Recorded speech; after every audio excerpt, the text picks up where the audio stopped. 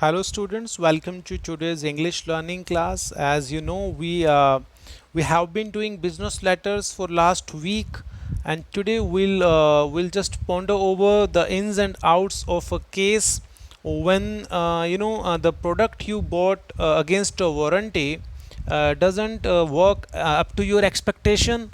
So you just write a letter to the dealer complaining about that and requesting for the repair or the replacement. So I have taken a sample here, that is complaint about the product you bought against a warranty. We have taken a case where the person happened to buy a washing machine, but the machine didn't function properly as per the expectations and the promises made by the dealer. Now a letter is being written to the dealer with a request to just come to just send a technician to repair it or get it replaced.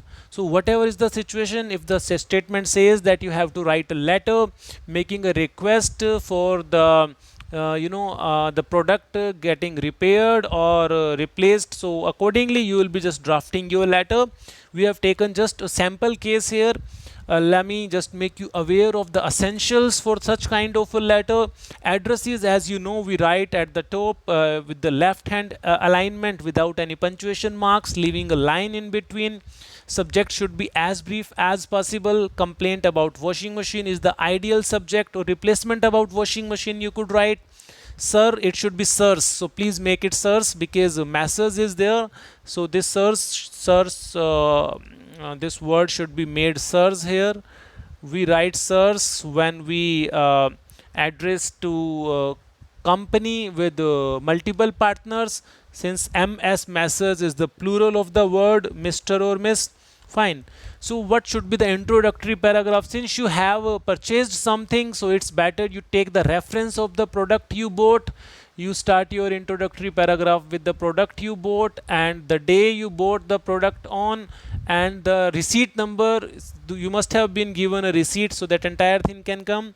Kindly refer to my purchase of automatic top loading Godrej washing machine from your reputed showroom. Wide your receipt number. This dated 24 September 2020. Fine. So this is on the day of the purchase. Now you will further elaborate what exactly happened. On the day of the purchase, I was assured of the machine's excellent quality, stability, and functioning by your staff, and was given a 2 years warranty card. So we have let them know that we were given a 2 years warranty. However, now here comes the real issue. I regret to bring it into your kind notice that all the lofty claims means tall claims, that this is the best product in the market, its performance is very good. All these kind of claims made at the time of purchase are being termed lofty claims here. I regret to bring it into your kind notice that all the lofty claims made about the machine's performance have dashed to the ground. Means they have not come true. They have dashed to the ground. They have failed, as just after 6 months of its usage, it has stopped functioning properly. The machine has stopped functioning properly just after the 6 months of its being used. It seems that there has crept in, there has entered, there has started some technical glitch. Glitch means fault or snag, you can say, making it produce an awful sound. So when it is in operation, it produces an awful sound, or a very loud, unbearable sound. Fine. Just a minute, there was a call I had to disconnect. When operated, moreover, it's drier. You need to just explain the exact fault it has. It's drier, doesn't dry the clothes at all, as water stays clogged in the tank. It doesn't, the exit pipe of that dryer tank doesn't work, and it doesn't function at all. To the top of my dismay, the other thing that is a cause of my disappointment, that is cause of my dismay, its cabinet discharges current every now and then. There is an electricity current discharged from its cabinet, its outer body.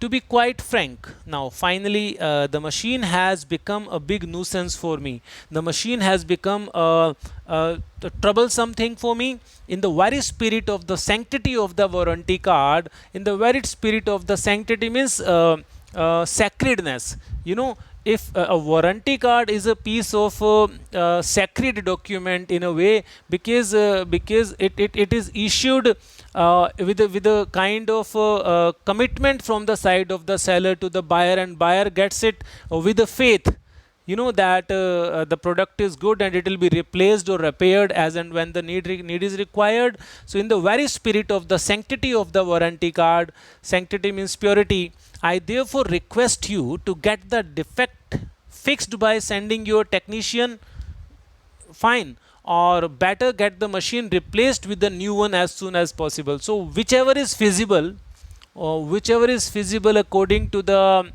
norms of the company, or according to the situation, whatever deems fit should be done. Either a technician should be sent to fix the fault, or I would appreciate if the piece is replaced with the fresh one. I hope for the immediate and prompt redressal, as the malfunctioning of the machine has put our life somewhat out of gear. You can just come out this, that how your life is getting impacted by the poor functioning of the product, so that you just can touch the emotional chord of the person reading the letter, and they are quick in responding to your complaint. So this line is also advisable to written in such kind of a letter. Enclosed herewith are the copies of the receipt of the purchase and warranty card. Warranty, it should be warranty. Please correct the word for your reference. So warranty card and receipt is being enclosed herewith, so that they can refer to that and come to know the exact thing, that you are the genuine buyer and a warranty was actually given. Thanking you in anticipation. Thanking you in anticipation means you just before the complaint is redressed, you are thinking that the complaint is going to be redressed. Mukesh, sincerely yours, and this enclosures. Fine. So this was the letter wherein you just make a complaint about the product you bought, but the product didn't work up to the satisfaction of yours. So with this letter, we have covered all the business letters, my dear students. I would advise you to compose at least 2 letters of every kind and get them checked by me. You can use the virtual platform to send your homework to me, and I'll be just giving my comments on that. And when the physical classes take place, I'll be just checking them in between the lines for the accuracy purpose. Fine. Along with this letter, I would like to just have a small session further with you. That is, as you see typed at the bottom of the screen, language enhancement mini module. So since I keep on telling you frequently that having English as a subject doesn't mean that you have to work hard to get more and more marks in language. That definitely is the purpose, but beyond that, and more importantly than this very purpose of scoring more marks in English, is the language enhancement, is imbibing language, is making language one's own property, so that we can become good communicators, so that we can become good, excellent users of language. So with this intent, we have to learn language, and for that I just keep on telling you certain other things to polish your language. And today I have decided to share with you 5 sentences, and through these 5 sentences I plan to teach you certain new English idioms, and I plan to tell you the different ways of saying a single thing in English. So let's explore these 5 sentences with the hope that you will imbibe all these things learned today in letter and spirit in your hearts and revise them. See, vocabulary is never learnt in isolation. Vocabulary is learnt when it is fit into the context, and when it is used more and more by the person. So let's explore. Fine. Let me zoom out.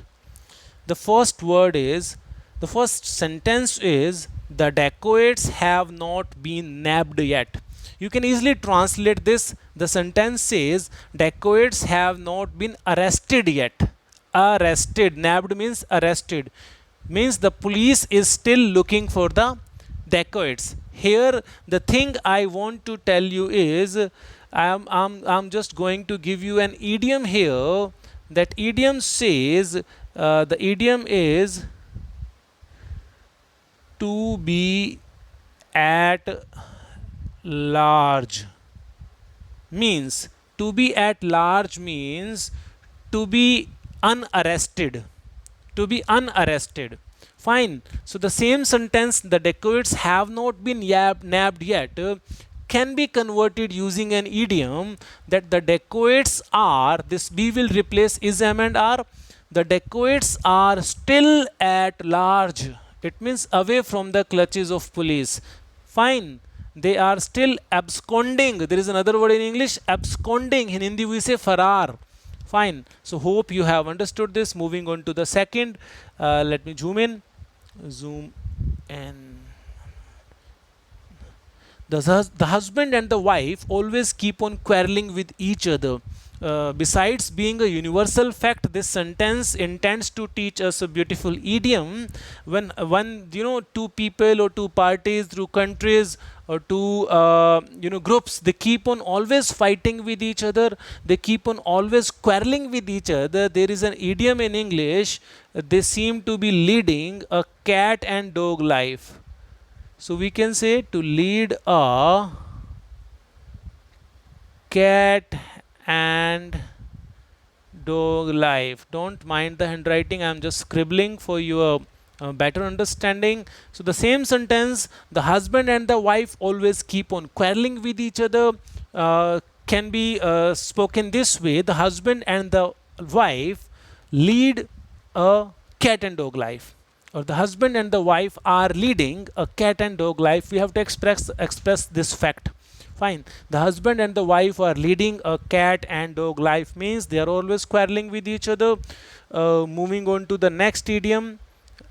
Next is, yeah, Mr. Sam earns irregularly, sometimes earning thousands per day, sometimes not earning even a penny for months together. So this pattern of earning of Mr. Sam is irregular. Sometimes he earns so much that he can afford to lend money to others. Sometimes he doesn't earn even a single penny that he has to borrow from others. So this way of earning is known as earning by fits and starts. So the idiom dominating this sentence is by fits and starts. So this can be used with other verbs as well. Suppose one of your friends is a kind of person who once if starts studying, he studies for 12 hours at a stretch without taking a break, and on certain occasions there are moments when he doesn't even touch the book for 15 days altogether. So his pattern of studying is irregular. So you can say one of my friends Rahul studies by fits and starts, means sometimes studies altogether for many hours at a stretch and sometimes doesn't even touch the book for many days. Fine. So this is, yes, next is another. I'll do my best to come up to your expectations. Yeah, this sentence, I'll do my best to come up to your expectation, is a commitment made by the speaker to the listener. So this can be also beautified using idioms. See, as I told you that idioms are the ornaments of the language. They beautify language. They add extra grace to their language, and they make the listeners feel that the speaker is confident, that the speaker is a good communicator, and the speaker possesses a good knowledge of the language. It's going to help you earn rich dividends in life if you add these things into your vocabulary during your school days. I'll do my best to come up to your expectations. So it can be said, I'll leave no stone unturned to meet your expectations. I'm typing this: to leave no stone unturned. So I'll leave no stone unturned to come up to your expectations. I'll leave no stone unturned to get 99% marks in English. I'll leave no stone unturned to make this project a success. Or we can say Prime Minister Narendra Modi is leaving no stone unturned to make this COVID-19 beat a hasty retreat. Fine. To tackle the issue of this virulent virus. So this way it can be said this, I'll do my best to come up to your expectations. We can say I'll leave no stone unturned to come up to your expectations, or we can say I'll put in my heart, body and soul to come up to your expectation, or we can say I'll strain my every nerve. I would also like to write it, to scribble it, to strain my every, this is V, now. It means to put in one's best into something, fine, into the task. Next is he comes to see me rarely. So this rarely word can be used with an idiom here. He comes to see me once in a blue moon. Here, once in a blue moon. So when it is rarely, you can say once in a blue moon. Isn't it interesting, my dear students? Won't it add grace to your language? Won't it give you confidence to become good and fluent speaker of language? But still, I would retreat that this vocabulary is not learnt in isolation. It has to be practiced. It has to be used into the contexts. Fine. So let's hope that you have learnt the things taught today in letter and spirit, and you are going to become a better user of language from this moment onwards. With this hope, I take a leave of you. Thank you very much. Take a good care of yourself.